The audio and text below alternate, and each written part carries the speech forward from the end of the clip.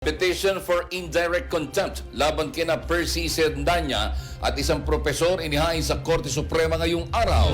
Mabati sa balita si Abante reporter Ryan Reloban. Live report. Ryan? Ronnie, naghain na magkakahiwalay na petition for indirect contempt sina Attorney Ferdinand Topacio, Attorney Mark Christopher Tolentino at Attorney Rolex Soplico sa Korte Suprema laban kina Presidential Advisor for Poverty Alleviation Secretary Larry Gadon, Akbayan Party List Representative Percival Sendanya at Profesor na si Richard Hendarian.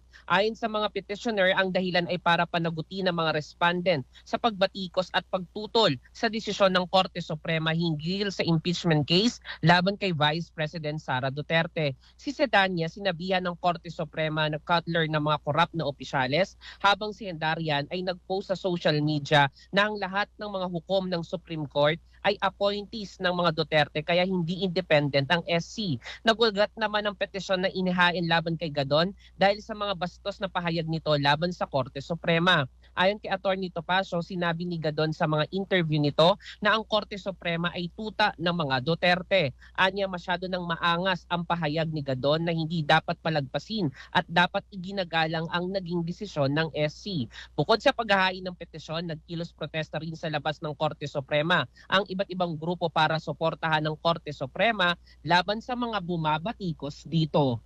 Ako, si Ryan Reloban ng Abante Radyo. Ito ang balitang mabilis, mabangis at walang mintis.